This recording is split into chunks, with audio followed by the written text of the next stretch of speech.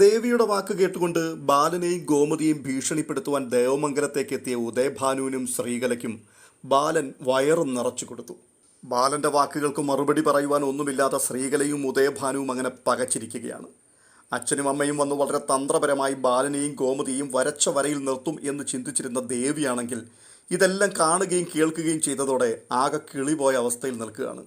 ദേവമംഗലത്ത് അധികാരം ഉറപ്പിക്കുവാൻ വേണ്ടി ഒരു ഭാഗത്തുകൂടി താൻ പെടാപ്പാടുപെടുമ്പോൾ മറ്റൊരു വശത്തുകൂടി എല്ലാം പൊളിഞ്ഞു വീഴുകയും തൊടുന്നതൊക്കെ തനിക്ക് പാരയായി മാറുകയും ചെയ്യുന്നത് സങ്കടത്തോട് കണ്ടുകൊണ്ട് ദേവി അങ്ങനെ നിൽക്കുകയാണ്. ഉദയഭാനുവിനോടുള്ള ബാലന്റെ ബഹുമാനവും വിനയത്തോടു കൂടിയുള്ള സംസാരവും ഒക്കെ ഒറ്റ നിമിഷം കൊണ്ട് മാറി മറിയുകയും ബാലന്റെ സ്വതസിദ്ധമായ ശൈലിയിലുള്ള പൊട്ടിത്തെറികൾ സംഭവിക്കുകയും ചെയ്തതോടെ മറുത്തൊന്നും പറയുവാൻ കഴിയാത്തൊരു സ്ഥിതിയിൽ ഉദയഭാനു എത്തി നിൽക്കുകയാണ്. ഈ സമയത്ത് ശ്രീകലയുടെ മനസ്സ് പറയുന്നുണ്ട്, കൂടുതൽ എന്തെങ്കിലും ഇനി സംസാരിക്കാൻ പോയാൽ ഒരുപക്ഷെ മോളെ കൊണ്ടുപോയി വീട്ടിൽ നിർത്തിക്കോളാൻ ബാലൻ പറയും. ഇത്രയുമൊക്കെ പൊട്ടിത്തെറിക്കുന്നയാൾ അതിനും മടിക്കില്ല. അപ്പോൾ പിന്നെ തന്ത്രപരമായി അയാളെ ശാന്തമാക്കുക എന്നത് മാത്രമേ ഉള്ളൂ ഇനിയിപ്പോഴുള്ള മാർഗം. തുടർന്ന് ശ്രീകല ഉദയഭാനുവിൻ്റെ ചെവിയിൽ പറഞ്ഞു കൊടുക്കുന്നുണ്ട്, സംഗതി കൈവിട്ടുപോയി, അതുകൊണ്ട് കൂടുതൽ പണിയാകുന്നതിന് മുൻപ് എന്തെങ്കിലും പറഞ്ഞ അയാളെ ശാന്തനാക്കണം, ഇല്ലെങ്കിൽ ആകെ കൂടി എല്ലാം കുഴച്ചിലാകും. ഇത് കേട്ടുകൊണ്ട് ഉദയഭാനു പറയുകയാണ്, അത് പിന്നെ ബാലൻ പറയുന്ന കാര്യങ്ങൾക്കൊന്നും ഞാൻ എതിര് പറയുന്ന ആളല്ല, അതിന് വന്നതുമല്ല. പിന്നെ ഞാൻ ഇത്രയും കാര്യങ്ങളൊക്കെ സംസാരിച്ചത് തെറ്റിദ്ധാരണയുടെ പുറത്താണ്. ദേവിമോള് വിളിച്ച് ചില സങ്കടങ്ങളൊക്കെ പറഞ്ഞപ്പോൾ പെട്ടെന്ന് ഞാൻ കരുതിയത് 26,000 രൂപ ചെലവായതിലുള്ള സങ്കടം കൊണ്ടാണ് നിങ്ങൾ ഇങ്ങനെയൊക്കെ പ്രതികരിച്ചതെന്നായിരുന്നു. പക്ഷേ സത്യങ്ങളൊക്കെ ബാലൻ പറഞ്ഞപ്പോഴാണ് ഞങ്ങൾക്ക് മനസ്സിലായത്. അതിൽ ബാലനെയോ ഗോമതിയെയോ ഈ വീട്ടിലെ ഒരാളെ പോലുമോ തെറ്റു പറയാൻ പറ്റില്ല. ഇവിടെ എൻ്റെ മോൾക്ക് സംഭവിച്ച വീഴ്ചകൾ തന്നെയാണ്. ഇങ്ങനെയുള്ള കാര്യങ്ങളൊക്കെ ചെയ്യുമ്പോൾ പല ആവർത്തി അതൊക്കെ ശ്രദ്ധിക്കേണ്ടതായിരുന്നു. പക്ഷേ അങ്ങനെയുള്ള ശീലങ്ങൾ ഇല്ലാത്തത് കൊണ്ട് വന്ന വഴിക്ക് കാര്യങ്ങളൊക്കെ അങ്ങ് അടിച്ചു വിട്ടു. എന്തായാലും സംഭവിച്ചതൊക്കെ സംഭവിച്ചു. പിന്നെ ബാലൻ തെറ്റിദ്ധരിക്കരുത്, ഞങ്ങൾ ഇത് പറയാൻ വേണ്ടിയാണ് വന്നതെന്ന്. വളരെ പ്രധാനപ്പെട്ട മറ്റൊരു വിവരം ബാലനോടും ഗോമതിയോടും ആനന്ദിനോട് പറയാൻ വേണ്ടിയാണ് ഞങ്ങൾ ഇങ്ങോട്ട് വന്നത്. പക്ഷേ അത് പറയുന്നതിന് മുൻപ് ഇക്കാര്യം അങ്ങ് ചോദിച്ചു പോയി. അതുകൊണ്ടാണ് ബാലന് ദേഷ്യവും വന്നത്. എന്തായാലും വന്ന കാര്യം ഞാൻ പറയാം. ദേവുമോളുടെയും ആനന്ദിൻ്റെയും വിവാഹം കഴിഞ്ഞിട്ട് കുറച്ച് നാളുകളായി. പക്ഷേ വളരെ പ്രാധാന്യത്തോടു കൂടി ചെയ്യേണ്ട ഒരു കാര്യം അത് ഇതുവരെയും ചെയ്തിട്ടില്ല. അതിനെയും നീട്ടിവെച്ചുകൊണ്ട് പോകാൻ പറ്റുന്ന കാര്യമല്ല. ഇത്രയും കേട്ടപ്പോഴേക്കും ബാലൻ വളരെ ജിജ്ഞാസയോടെ ഉദയഭാനുവിൻ്റെ മുഖത്തേക്ക് സൂക്ഷിച്ചു നോക്കിക്കൊണ്ട് ചോദിക്കുകയാണ്, അതെന്താണ്? അതായത് ഞാൻ പറഞ്ഞു വന്നത്, സാധാരണ ഞങ്ങളുടെ കുടുംബത്തിലൊരു വിവാഹമൊക്കെ നടന്നു കഴിഞ്ഞാൽ ഭാര്യയും ഭർത്താവും കൂടി ഉടൻ ചെയ്യാറുള്ളൊരു ചടങ്ങുണ്ട്. അത് ഞങ്ങളുടെ കുടുംബക്ഷേത്രത്തിൽ പോയി ഭഗവതിയെ തൊഴുക എന്നുള്ളതാണ്. വെറുതെ ഒന്ന് തൊഴുതിട്ട് പോവുക മാത്രമല്ല, അവിടെ പൊങ്കാല അർപ്പിക്കുക കൂടി ചെയ്യും. ഞങ്ങൾ പൂർവികരായി ചെയ്തു വരുന്നൊരു വലിയ ആചാരമാണ്. അതിൻ്റെ പിൻപിൽ ഒത്തിരി ദൈവാനുഗ്രഹവും ഞങ്ങൾക്കൊക്കെ ലഭിച്ചിട്ടുണ്ട്. ശ്രീകലയും ഞാനും കുടുംബജീവിതത്തിലേക്ക് പ്രവേശിക്കുന്ന സമയത്ത് ഞങ്ങളും അവിടെ പോയി പൊങ്കാല അർപ്പിച്ചിരുന്നു. പക്ഷേ ദേവിമോളും ആനന്ദും ഇതുവരെയും ആ ഒരു ചടങ്ങ് ചെയ്തിട്ടില്ല. അതുകൊണ്ട് അടുത്ത ദിവസം തന്നെ ഇരുവരും കുടുംബക്ഷേത്രത്തിലേക്ക് പോവുകയും ആ ഒരു ചടങ്ങ് പൂർത്തീകരിക്കുകയും ചെയ്യണം. ആ ഒരു പ്രധാന കാര്യം പറയാൻ വേണ്ടിയാണ് ഞങ്ങൾ വന്നത്. പിന്നെ ദേവിമോളും ആനന്ദും മാത്രമല്ല, ഇവിടെയുള്ള എല്ലാവരും ആ ചടങ്ങിൽ പങ്കെടുക്കണം. അത് ഞങ്ങളുടെ നിർബന്ധമാണ്. അതിനെല്ലാവരെയും കൂടി ക്ഷണിക്കാൻ വേണ്ടിയാണ് ശരിക്കും ഞങ്ങൾ ഇവിടേക്ക് വന്നത്. ഇത്രയും കേട്ടപ്പോഴേക്ക് ശ്രീകല ഒരു വലിയ അമ്പരപ്പോടെ ഉദയഭാനുവിൻ്റെ മുഖത്തേക്ക് നോക്കുകയാണ്. ഇത് കണ്ടുകൊണ്ട് ഉദയഭാനു ആകട്ടെ ശ്രീകലയെ ഒന്ന് കണ്ണടച്ച് കാണിക്കുന്നുമുണ്ട്. ഉടനെ ബാലൻ പറയുന്നുണ്ട്, കൊള്ളാം, ഈ ഒരു കാര്യം പറയാനായിരുന്നു വന്നിരുന്നതെങ്കിൽ ആദ്യം അതായിരുന്നില്ലേ പറയേണ്ടത്? ഞാൻ കരുതിയത് ദേവി ഇവിടെ നിന്ന് ആവശ്യമില്ലാത്ത കാര്യങ്ങളൊക്കെ അങ്ങോട്ട് വിളിച്ചു പറഞ്ഞത് വിശ്വസിച്ചിട്ട് നിങ്ങൾ ബഹളമുണ്ടാക്കാൻ വേണ്ടി വന്നതെന്ന് തന്നെയാണ്. എന്തായാലും ദൈവകാര്യങ്ങളൊന്നും തന്നെ മുടക്കം വരുത്താൻ പാടില്ല. അവരുടെ ജീവിതത്തിൽ ദൈവാനുഗ്രഹങ്ങൾ എല്ലാ കാലഘട്ടത്തിലും നിറഞ്ഞു നിൽക്കട്ടെ.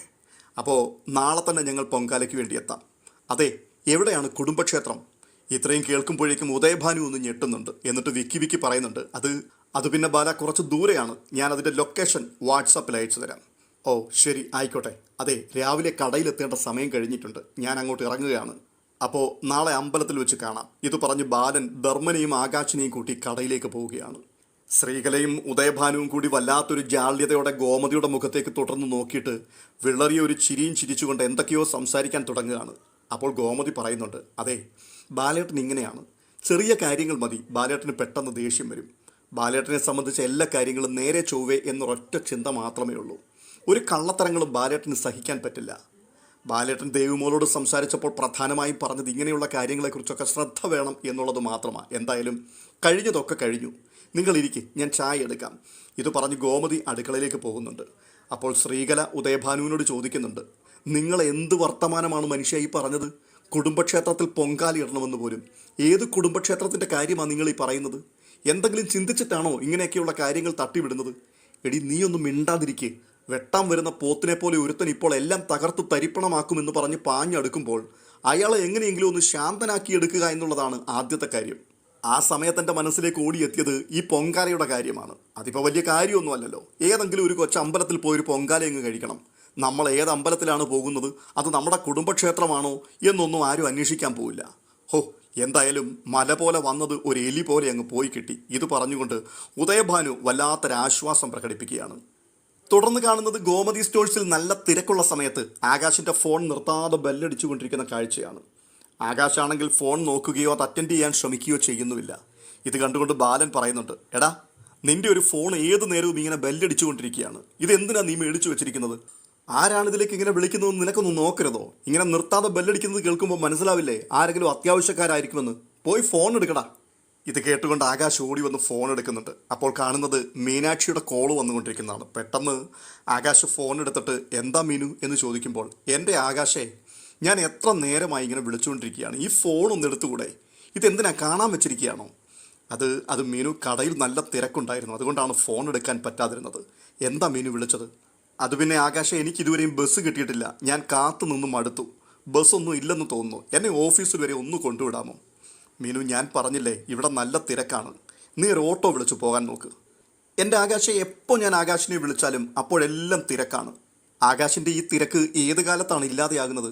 എന്നെ ഒന്ന് കൊണ്ടുവിട ആകാശെ ഓഫീസിലേക്ക്. ആകാശിൻ്റെ ഫോണിലേക്ക് മീനുവാണ് വിളിച്ചത് എന്ന് മനസ്സിലാക്കിയ ബാലൻ ഒച്ച എടുത്തുകൊണ്ട് ആകാശിനോട് പറയുകയാണ്, ഏത് നേരം നോക്കിയാലും അവൻ്റെ ചെവിയിലൊരു ഫോണുണ്ട്. ആരോടാടാ നീ ഇത്രയും വർത്തമാനം പറയുന്നത്?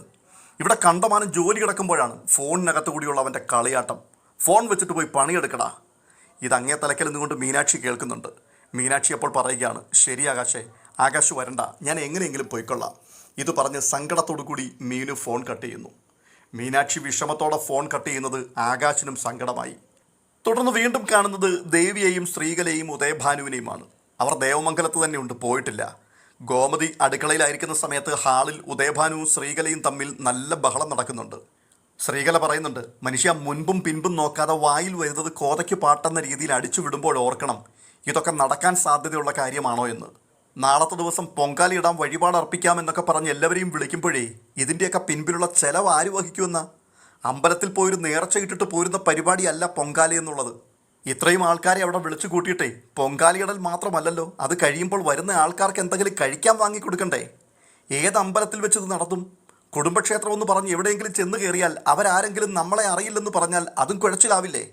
എൻ്റെ പൊന്നു സ്ത്രീകളെ, നീ ഒന്ന് പിടയ്ക്കാതിരിക്കേ. കുടുംബക്ഷേത്രം എന്നൊക്കെ പറയുമ്പോൾ എൻ്റെ കുടുംബത്തിൽ ക്ഷേത്രമുണ്ട്, നിൻ്റെ കുടുംബത്തിൽ ക്ഷേത്രമുണ്ട്. അതിലേതെങ്കിലും ഒരിടത്തോട്ട് അങ്ങ് പോകണം.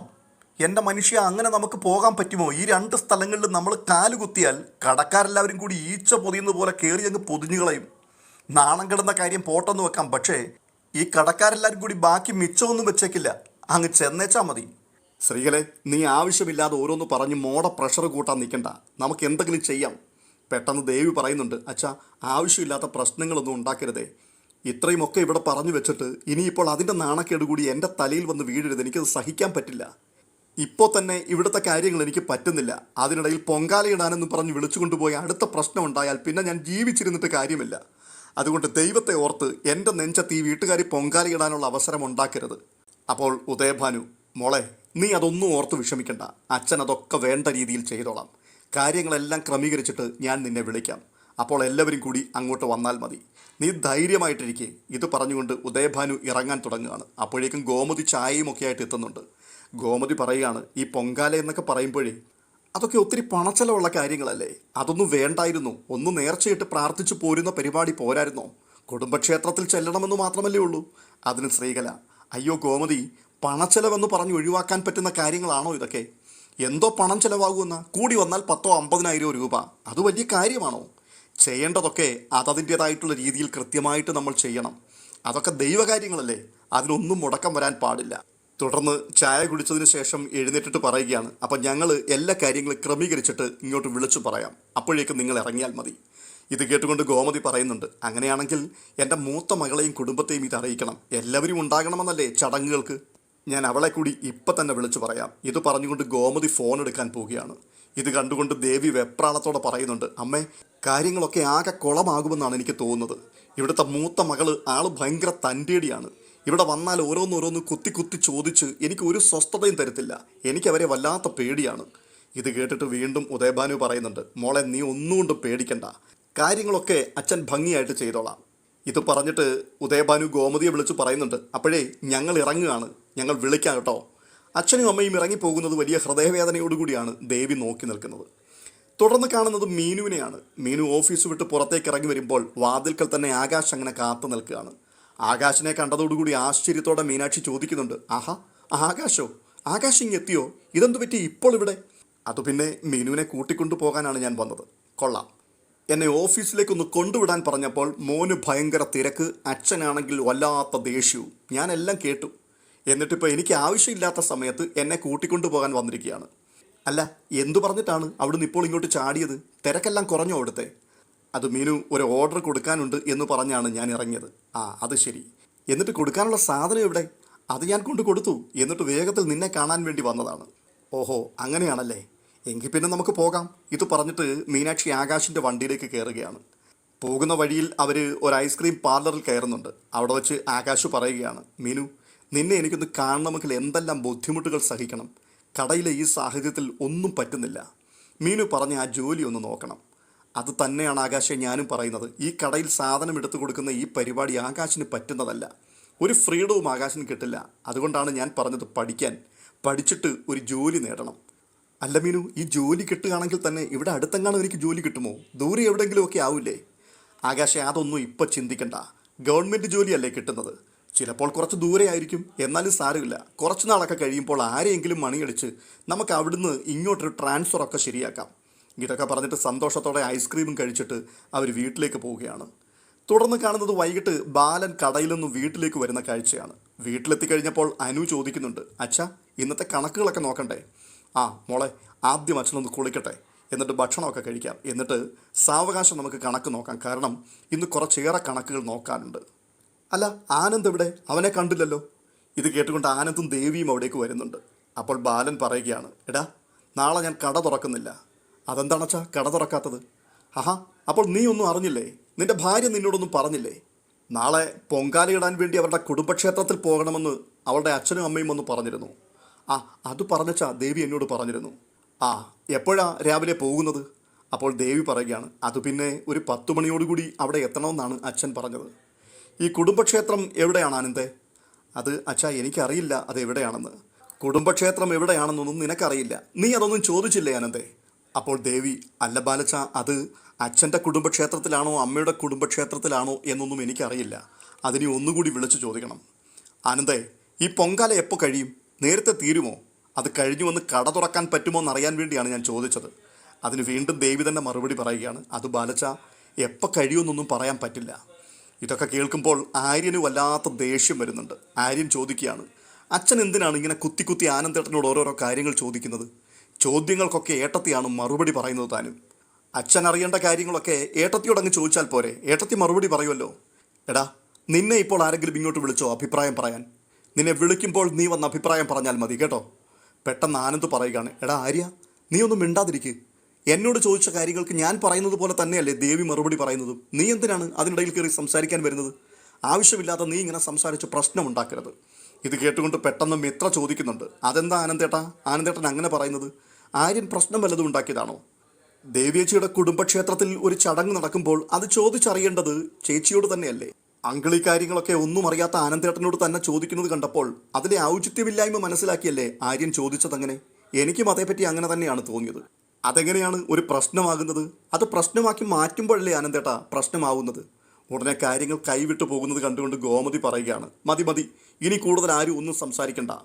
നാളെ രാവിലെ ഇവിടുന്ന് പോകണം എല്ലാവരും. അതുകൊണ്ട് ഇപ്പോൾ തന്നെ അതിനുള്ള തയ്യാറെടുപ്പുകളൊക്കെ നടത്തി വെച്ചിട്ട് വേണം കിടക്കാൻ. തുണിയൊക്കെ അയൺ ചെയ്യാനുണ്ടെങ്കിൽ രാത്രിയിൽ തന്നെ എല്ലാം ചെയ്തു വെക്കണം. രാവിലെ അതിനുവേണ്ടി ആരും കിടന്ന് ബഹളം കൂട്ടരുത്. അപ്പോൾ ബാലൻ വീണ്ടും പറയുകയാണ്, ആനന്ദേ, ഇപ്പോൾ തന്നെ അതിനുവേണ്ടിയുള്ള വണ്ടി ബുക്ക് ചെയ്യണം. പിന്നെ വണ്ടി വിളിക്കുമ്പോൾ നേരത്തെ സംഭവിച്ചതുപോലെ ആവരുത്. പഴയതുപോലെ അറുത്തുമുറിച്ച് പൈസ വാങ്ങുന്ന ഡ്രൈവർമാരെ വിളിക്കാതിരിക്കാൻ ശ്രദ്ധിക്കണം. കുറഞ്ഞ ചാർജിൽ പോകുന്ന ആൾക്കാരെ വേണം വിളിക്കാൻ. അതൊക്കെ നേരത്തെ അന്വേഷിച്ചറിയണം. ശരിയച്ചാ, ഞാനത് ഇപ്പോൾ തന്നെ അന്വേഷിക്കാം. ഇത് പറഞ്ഞുകൊണ്ട് ആനന്ദ് മുറിക്കകത്തേക്ക് കയറുകയാണ്. ആനന്ദിൻ്റെ പിറകെ ദേവിയും കയറിപ്പോകുന്നു. പക്ഷേ ദേവിക്ക് ഒരു സമാധാനവുമില്ല. ദേവി വല്ലാത്ത അസ്വസ്ഥതയോടുകൂടി മനസ്സിൽ പറയുകയാണ്, എൻ്റെ ഭഗവതി, നാളെ എന്തൊക്കെയായിരിക്കും നടക്കാൻ പോകുന്നത്? ഏത് അമ്പലത്തിലേക്കായിരിക്കും ചെല്ലുക? കാര്യങ്ങളൊക്കെ ഓർത്തിട്ട് മനസ്സിനൊരു സ്വസ്ഥതയുമില്ലല്ലോ. എൻ്റെ ദൈവമേ, എന്നെ നാണം കെടുത്തരുതേ. ഇതൊക്കെ പറഞ്ഞുകൊണ്ട് തുണികളൊക്കെ അയൺ ചെയ്യാൻ വേണ്ടി തുടങ്ങുകയാണ് ദേവി. ദേവി മാത്രമല്ല, ദേവമംഗലത്തെ എല്ലാവരും രാവിലെ പൊങ്കാലയിടാൻ പോകാൻ വേണ്ടിയുള്ള ഒരുക്കങ്ങൾ രാത്രിയിൽ തന്നെ നടത്തുന്നുണ്ട്. ദേവിയാണെങ്കിൽ ഒരു സ്വസ്ഥതയുമില്ലാതെ ജോലികളൊക്കെ തീർത്തിട്ട് ഉറങ്ങാൻ കിടക്കുന്നു. പക്ഷേ ഉറക്കം വരാതെ തിരിഞ്ഞും മറിഞ്ഞും കിടന്ന് നേരം വെളുപ്പിക്കുകയാണ്. എന്തൊക്കെയായിരിക്കും അടുത്ത പ്രഭാതത്തിൽ സംഭവിക്കാൻ പോകുന്നത്? പൊങ്കാല നടക്കുമോ? ദേവിയുടെ വീട്ടുകാരുടെ നാടകങ്ങളെല്ലാം ഇതോടുകൂടി പൊളിയുമോ? ദേവമംഗലത്ത് ദേവിയുടെ തുടർന്നുള്ള ദിവസങ്ങൾ എങ്ങനെയായിരിക്കും? എല്ലാം കാത്തിരുന്ന് കാണാം. ഈ വീഡിയോ നിങ്ങൾക്ക് ഇഷ്ടപ്പെട്ടിട്ടുണ്ടെങ്കിൽ ഒന്ന് ലൈക്ക് ചെയ്യാൻ മറക്കരുത്. അതുപോലെ ഇതുവരെയും ഈ ചാനൽ നിങ്ങൾ സബ്സ്ക്രൈബ് ചെയ്തിട്ടില്ലെങ്കിൽ ദയവായിട്ട് സബ്സ്ക്രൈബ് ചെയ്യുവാനും മടിക്കരുത് എന്ന് ഓർപ്പിക്കുന്നു. അടുത്ത എപ്പിസോഡിൻ്റെ വിവരണങ്ങളുമായി മറ്റൊരു വീഡിയോയിൽ വീണ്ടും കാണാം. അതുവരേക്കും ബൈ.